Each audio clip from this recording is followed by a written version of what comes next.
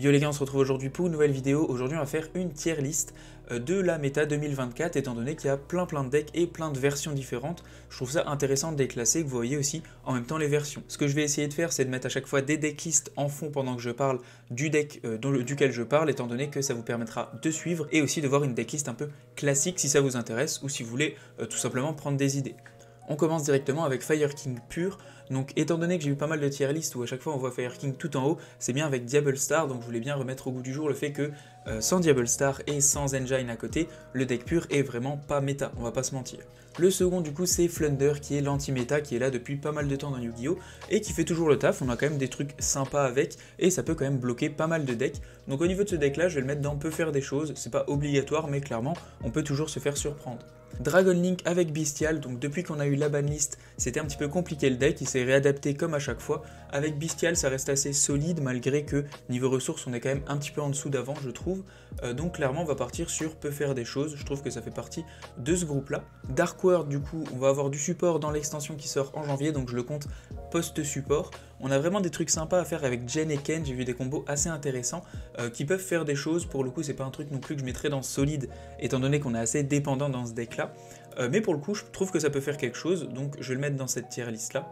Ensuite, on a Labyrinthe juste ici, donc en soi, vu qu'on est sur vraiment en janvier 2024, je pense que je le mettrai quand même en tier 1-5, étant donné qu'on n'a pas encore la piège transaction et qu'on n'a pas encore une autre piège qui est super intéressante pour le deck. Mais après ces cartes-là, support pour le deck, je pense qu'il passera en tier 1, mais actuellement, je le mettrai quand même en tier 1-5. Ensuite, on va avoir Centurion juste ici, que je trouve assez bon, que je trouve qu'il y a vraiment des versions sympas qui sont sorties, mais clairement ça manque encore un petit peu d'engine pour vraiment arriver dans un top méta. Moi je pense que c'est un deck qui a vraiment beaucoup de potentiel.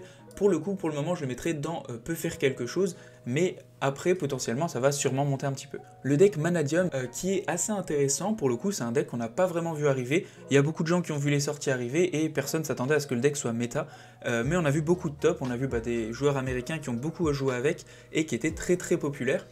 Donc au niveau de Manadium, je pense que je le mettrai dans solide, étant donné que actuellement on reste sur des decks qui sont très stables, malgré que ce ne soit pas les decks les plus forts, ça reste extrêmement stable et on a vraiment beaucoup de possibilités de gameplay dedans, donc pourquoi pas. On arrive maintenant aux différentes versions de Orcust, donc on a Pur, on a avec Horus et on a Horus Bystial. Au niveau de Orcust Pur, je trouve ça bon, mais je trouve que ça n'arrivait pas dans peut faire des choses, étant donné que Pur, on manque clairement de ressources. Donc je vais le laisser dans Oula. Ensuite on va avoir la version avec notre Horus, que je trouve assez intéressante, qui est meilleure clairement, et qui peut faire des choses. Et ensuite on va voir la version Bystial, Horus et Orcust, que ça pour le coup je trouve ça assez solide, assez stable, on est blindé de ressources, on a plein de possibilités, les engines sont vraiment très bons, et vont très bien ensemble, donc clairement je le mets dans un solide. Purely qui a juste pris un petit peu pendant la banlist, mais qui reste toujours très bon, on entend peut-être un petit peu moins parler parce qu'il y a plein de choses nouvelles qui sont sorties, mais clairement pendant des gros events c'est sûr que ça va continuer à faire des choses. Je le mettrai pas en tier 1 étant donné qu'un tier 1 actuellement est extrêmement fort, mais je le mettrai en tier 1-5 avec Labyrinthe, c'est un excellent deck et ça l'est toujours clairement. On arrive maintenant à Rescue Ace, même principe que Fire King. Pour le coup, en pur, on est clairement dans du Oula ou dans peut faire des choses parce que ça reste un bon archétype de base. Mais au niveau par contre de la version avec Diable Star, on va être actuellement en tier 1. C'est vraiment un des meilleurs decks actuellement. Très stable, très fort, plein de ressources. Vous allez juste résoudre votre effet de votre Rescue Ace et vous allez gagner la game clairement. Et votre Diable Star va vous soutenir dans plein de choses. Donc c'est excellent comme deck, clairement tier 1. Depuis quelques temps, on voit un petit peu Runic qui revient au goût du jour et qui se fusionne avec d'autres archétypes comme Orcust, que personnellement j'aurais mis dans peu faire des choses, mais c'est un peu le même principe que Orcust avec Horus. Et au niveau de Runic Bystial, c'est aussi assez intéressant. Je le mettrai pas non plus dans solide parce qu'il y a plus stable, il y a d'autres choses à faire, mais clairement je le mets dans peut faire des choses, ça reste un très bon archétype, et le pur bon c'est pas jouable donc je le mets dans Oula, c'est juste que dans ma tier list honnêtement il était déjà là et je sais pas comment effacer ce truc là, on va pas se mentir. Tear Element, donc Tear Element c'est assez intéressant, depuis qu'Ishizu est parti ça reste un petit peu moins fort et on peut moins le jouer pur, mais clairement on l'a remplacé par d'autres choses, on a du Bystial, on a plein de versions assez différentes et je le mettrai quand même dans un choix assez solide, rien que l'aspect de Tear Element, de s'envoyer au cimetière et de se renvoyer dans le deck, niveau ressources c'est quand même assez incroyable, et au niveau de certaines choses qui vont sortir, je trouve ça aussi plutôt intéressant de le mettre dans solide. Unchained, donc Unchained, il y a Charvara qui est passé à 1, donc ça reste un petit peu moins stable qu'avant, il y a toujours des possibilités de faire des choses, donc je vais le mettre dans peut faire des choses tout simplement. Ensuite on va avoir Vanquish Soul qui est un excellent deck, mais il faut vraiment avoir un bête de niveau à Yu-Gi-Oh pour pouvoir le jouer. donc je le mets dans le choix solide, mais clairement faut travailler à mort sur ce deck et il est très compliqué je trouve à prendre en main. Sky Striker à l'ancienne ça a quand même un peu pris du galon je trouve, ça a pris des banlists qui étaient assez bénéfiques avec des gobelins parvenus, on a toujours des bonnes cartes de l'engine, Engage à 2, on a des versions avec Runic, on a des versions avec pas mal de choses, Orcust etc. Je trouve que le deck a repris un petit peu donc je le mets quand même dans peut faire des choses. Et on va potentiellement être surpris, il y a eu quelques tops en WCQ, etc. avec ce deck, donc faut vraiment pas le sous-estimer non plus. L'archétype Exosister, donc qui est aussi le deuxième anti-méta qui reste assez solide dans la méta, est toujours présent, donc un peu à la manière de Flunder, mais différemment.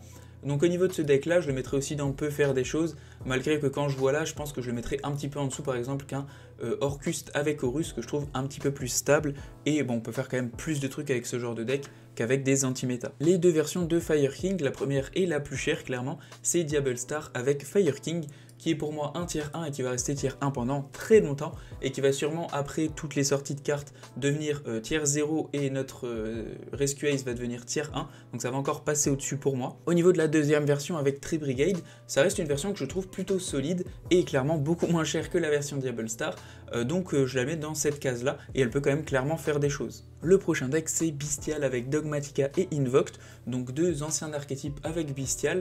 Ça reste un deck que je trouve vraiment solide, j'ai découvert ça il y a pas longtemps, mais je trouve ça super intéressant donc je le mets quand même dans peut faire des choses et je voulais quand même vous en parler. Au niveau des prochains decks, on va être sur les deux versions de Branded, donc on a Branded avec Chimera et on a Branded avec Despia. Au niveau de Branded Despia, je le mettrai clairement dans solide étant donné que c'est assez stable, c'est quelque chose qui est connu depuis longtemps et maintenant ça revient un petit peu au goût du jour. Autre avantage c'est qu'on n'a pas de link, on va avoir que des monstres fusion, donc au niveau du coût de votre deck c'est super intéressant. Donc je laisse ça dans solide et la version avec Chimera, je la mets dans peut faire des choses parce que en soi elle a top quelques fois dans des WCQ, elle a fait des choses, on a beaucoup de ressources, on a pas mal d'interrupts, mais clairement contrairement à ça qui est un petit peu plus surprenant on va dire, et ben un Chimera si vous connaissez vous savez à peu près où est-ce qu'il faut aller et c'est un peu plus simple de résoudre le puzzle quand vous avez un Chimera en face de vous qu'un Despia Branded. On arrive aux trois derniers decks qu'on va classer. Le premier c'est Sprite avec Tree Brigade que je trouve assez solide sur ses appuis. Je le mettrai pas non plus dans solide mais je le mets dans peut faire des choses clairement. Au niveau du dernier deck c'est Marine 16 du coup que je vais mettre dans peut faire des choses parce que on a la possibilité clairement d'aller un peu loin avec ce deck là. Il y a pas mal de combos, on a eu beaucoup de support donc clairement ça peut surprendre et il n'y a pas tout le monde qui connaît. Voilà pour ma tier list de janvier 2024, n'hésitez pas s'il y a des choses que vous auriez changé ou vous auriez mis peut-être d'autres catégories, n'hésitez pas à me faire des retours vu que c'est la première fois que je fais une tier list. Et voilà, en soi ça reste des choix qui sont très subjectifs étant donné qu'il y a des archétypes que je connais mieux, donc voilà, merci en tout cas d'avoir regardé, ciao ciao, à plus et abonnez-vous.